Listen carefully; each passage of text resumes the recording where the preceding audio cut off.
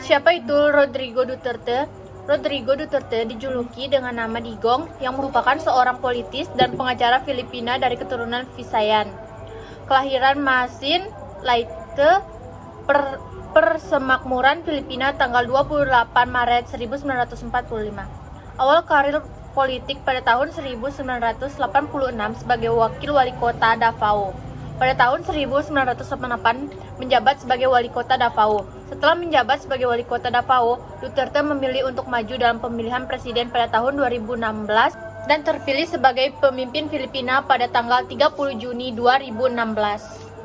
Keberhasilan kepemimpinan Rodrigo Duterte yaitu ia dikenal sebagai politik anti narkoba yang kontroversial dengan perang dan pembunuhan terhadap bandar, pengedar, serta pengguna narkoba. Duterte berhasil menjadikan kota tersebut menjadi salah satu wilayah paling aman di Filipina yang sebelumnya terkenal dengan kota kriminalitas yang tinggi. Masa kepemimpinan Duterte pada tahun 2014 pernah menjadikan kota Davao sebagai kota di Asia yang memiliki peningkatan ekonomi paling cepat, dengan pertumbuhan nasional sebesar 6,2% dan menjadi yang tertinggi. Pada saat memimpin kota Davao, Duterte langsung memimpin sendiri pasukan yang dibuat untuk memberantas kejahatan atau dikenal dengan Davao Death Squad di kota tersebut. Gaya kepemimpinan Rodrigo Duterte. Rodrigo Duterte adalah salah satu pemimpin Filipina yang memiliki gaya kepemimpinan yang otoriter dan terkesan arogan. Berbagai kebijakan pada masa Duterte diantaranya War on Drugs atau perang melawan narkoba, sayembara anti penjahat, kampanye anti korupsi, dan masih banyak lagi. Duterte merupakan orang yang tidak menghiraukan adanya hak asasi manusia atau HAM. Prinsip Duterte, siapapun dari rakyat Filipina atau seseorang yang berada di negaranya yang menjadi pengedar narkoba, perampok, dan tindak kejahatan lainnya disarankan untuk hengkang dari Filipina, jika tidak akan dijatuhi hukuman mati atas tindakan melanggar hukumnya tersebut. Walaupun dia harus berkorban demi karir politiknya, namun hal itu sesuai dengan komitmen dan tekadnya untuk memberantas kejahatan yang ada di Filipina. Kesediaan pemimpin yang demikian untuk berani mengambil resiko yang diperlukan dalam penyesuaian seterusnya dari landasan kekuasaannya, dengan begitu pasti mencerminkan daya bujuk gagasan yang sosial yang menggerakkannya. Adapun permasalahan kepemimpinan Rodrigo Duterte. Yang pertama, keterlibatan Amnesty International dan ICC. Amnesty International adalah organisasi non-pemerintahan yang mengedepankan HAM atau hak asasi manusia. Melalui pernyataan Duterte pada sebuah pidato, Duterte melakukan pemberantasan kejahatan narkoba dengan menghabisi nyawa para penyalahgunaan narkoba. Setidaknya, lebih dari 5.000 nyawa telah dia tiadakan. Hal tersebut mengundang Amnesty International untuk menyelidiki kasus pembunuhan di Filipina yang didasari kebijakan War on Drugs. Tapi pembunuhan yang terjadi tidak melibatkan proses hukum.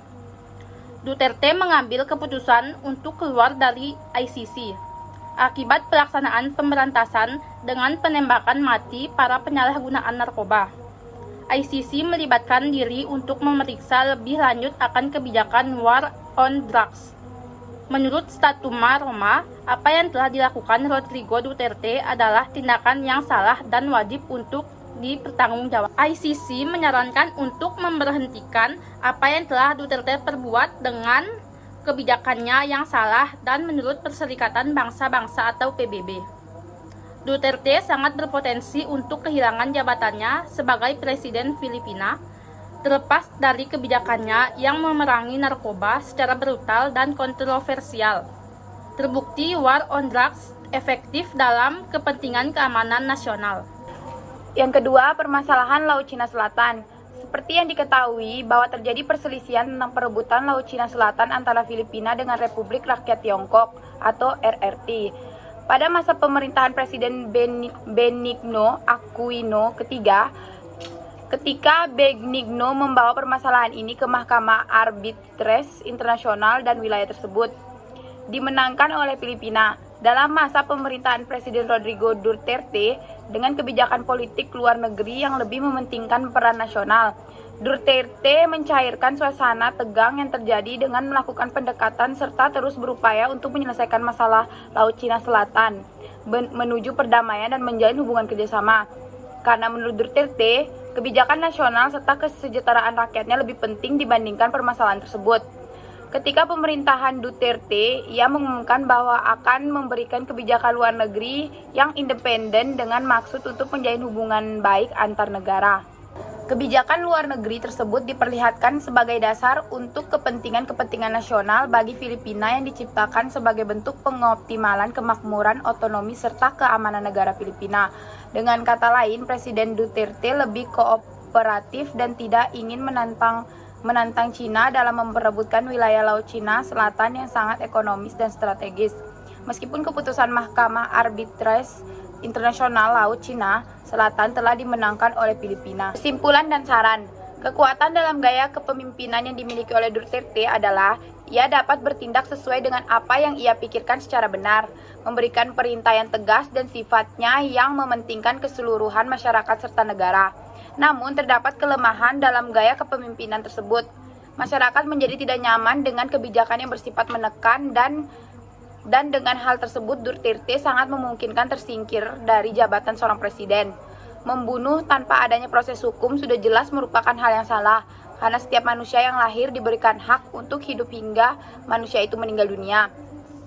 Dengan adanya kebijakan war on drugs untuk keamanan negara memanglah suatu kebijakan yang bagus.